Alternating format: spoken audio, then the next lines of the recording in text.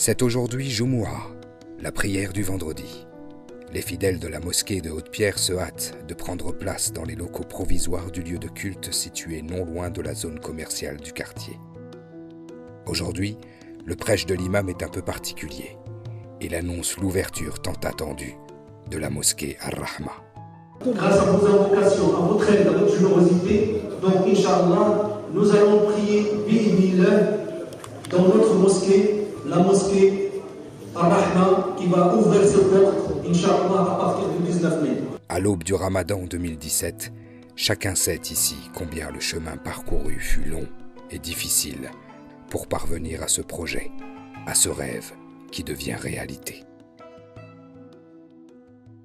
La mosquée Ar-Rahma est le fruit et l'œuvre d'un travail de tous les instants, qui remonte à bientôt 30 ans.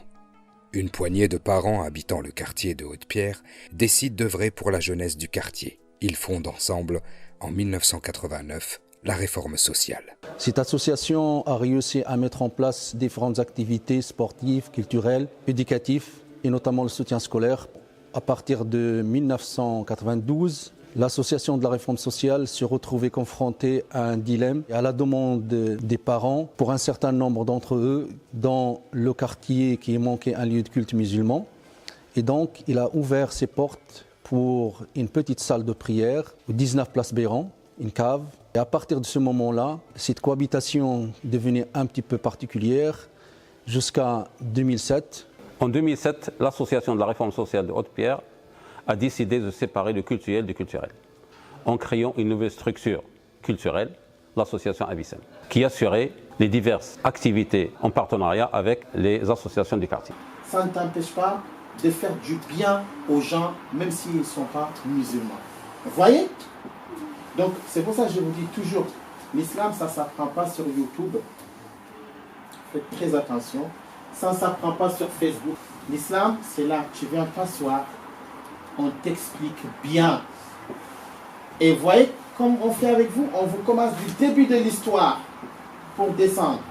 C'est pas on vient dire, ah ça c'est haram, ah non, non, non, ça c'est pas, ah non, non, non, non, c'est pas ça l'islam. Je suis ici en tant qu'imam, en tant que prêcheur, en tant qu'éducateur. Avicenne s'occupe de l'enseignement, c'est des cours d'arabe, des soutiens scolaires, aider les jeunes un peu, organiser des rencontres avec les jeunes et puis essayer de les orienter.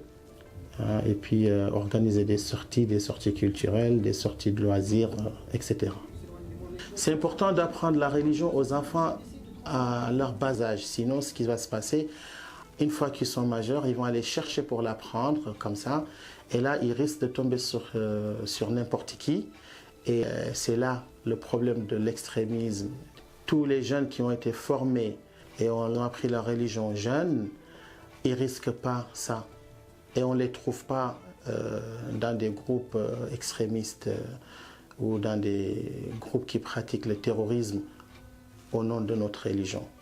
En 1999, Madame Trottmann, dont je rends hommage aujourd'hui, fait passer un vote au conseil municipal qui fait en sorte que dans les quartiers, après la construction de la grande mosquée, des lieux de culte dignes de ce nom. Et c'est à partir de 2008, grâce au retour des affaires de M. Roland Ries, maire de Strasbourg, dont je rends hommage, partant du principe d'égalité entre les différents concitoyens, leur a permis de pouvoir construire ce projet.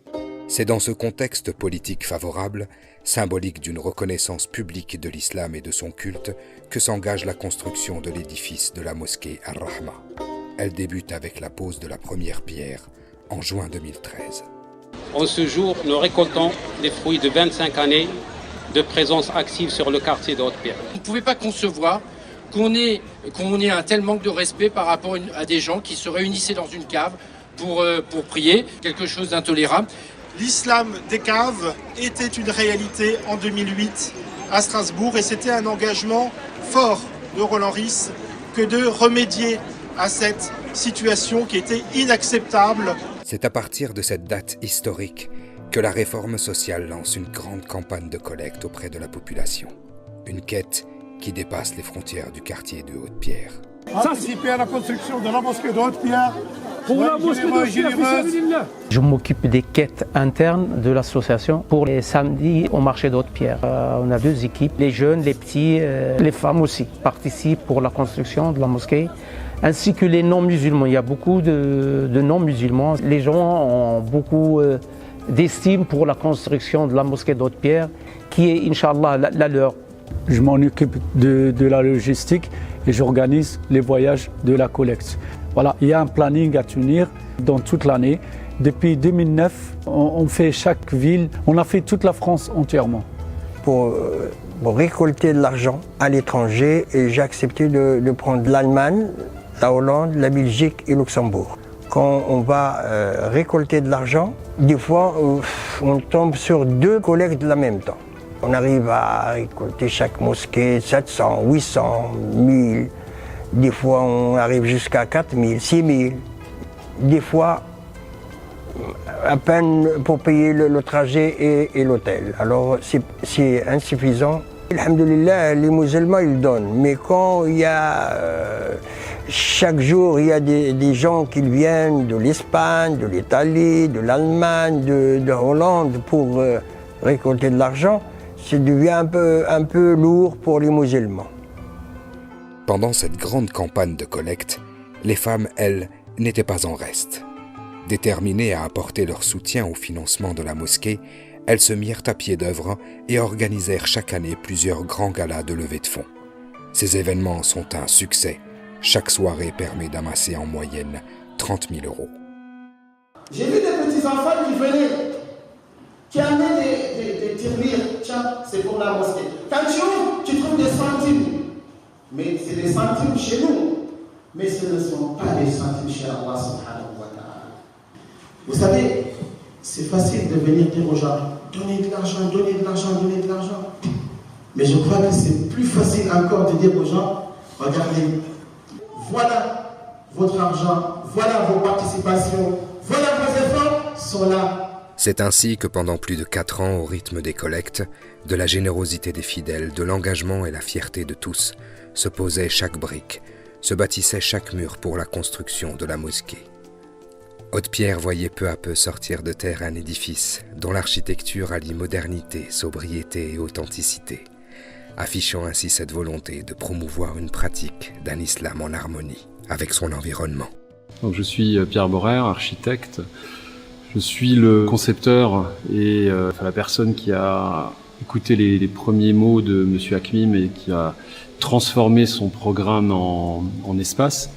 Et je suis particulièrement fier du résultat des ambiances, des espaces que nous avons créés, qui sont particulièrement harmonieux et calmes. Il y a une douceur qui s'exprime dans cet espace.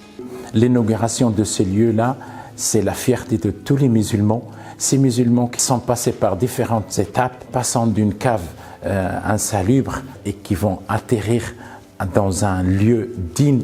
Et je suis fier de participer à cette marche avec tous ces dirigeants qui ont tant donné. Nous sommes dans la salle de prière.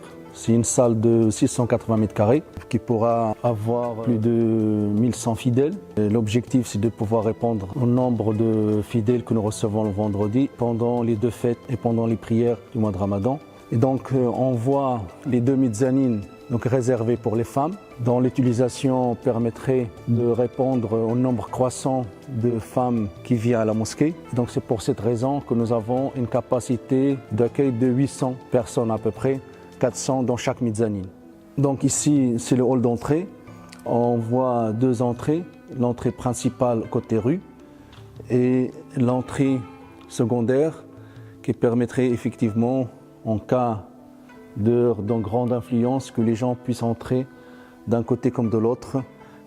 Donc ici, nous sommes dans le réfectoire. Donc c'est un lieu de convivialité, de divertissement. Donc ici, nous sommes dans la partie culturelle, parce que le projet en lui-même est composé de 2 grands volets, le volet cultuel et le volet culturel. Et là, on rentre dans une première salle polyvalente, dont l'utilisation sera pour le soutien scolaire, pour des activités à thème, pour recevoir différentes associations qui travaillent sur le quartier et avec lesquelles nous avons des relations de travail sur des thèmes qui touchent la société, la citoyenneté, le vivre ensemble. Ici, nous sommes d'une salle multimédia dont l'utilisation sera ouverte sur le monde avec un administrateur qui permet de contrôler un petit peu et permettre aux jeunes d'accéder au savoir sans aucune crainte, tout en ayant des limites sur les sites sur lesquels ils peuvent accéder. Ce deuxième étage, on retrouve effectivement 2 grandes salles d'utilisation multiples, culturelles, arts plastiques, réunions, pour développer l'éveil de nos jeunes, apportant à la société et à eux-mêmes une vision moderne de leur relation avec la société et la religion. Nous avons aussi cherché dans la conception de ce bâtiment d'avoir différents halls d'utilisation qui seront un lieu d'exposition sur différents sujets qui tiennent à cœur à l'association évidemment, mais aussi pour développer les responsabilités et les jeunes et de faire connaître d'un côté la culture des origines, mais aussi l'appartenance à la société française à part entière. Donc ici, on est à la 2e mezzanine. Donc la coupole, c'est effectivement la clé de voûte du projet, parce que par son architecture, par sa conception, et c'est un travail qui a duré plusieurs mois, voire plusieurs années, en collaboration avec l'architecte, afin de trouver l'adéquation qui permet de se retrouver dans un lieu spirituel, d'apaisement, d'ouverture envers les autres, mais aussi de relations privilégiées avec le Seigneur. L'image et le nom le plus haut de ce lieu est celui de Dieu. Le ornement des murs par ces calligraphies, c'est un rappel, parce que chaque tableau et chaque calligraphie rappelle le musulman, rappelle le fidèle qu'il est dans un lieu de recueillement, de relations perpétuelles avec son Créateur, qui lui a permis aussi de construire ce lieu qui fera date pour la majorité de nos fidèles. Du rêve à la réalité, d'une cave à un édifice majestueux et digne. Cette inauguration fera date en effet. Elle fera date pour ses bâtisseurs, ces citoyens, hommes et femmes, qui tous ont apporté leur haute pierre à l'édifice. Haute pierre, Strasbourg et la France peuvent être fiers d'avoir en leur sein cette rahma, cette miséricorde, symbole d'ouverture, de dialogue et de partage, et surtout de tolérance et de paix.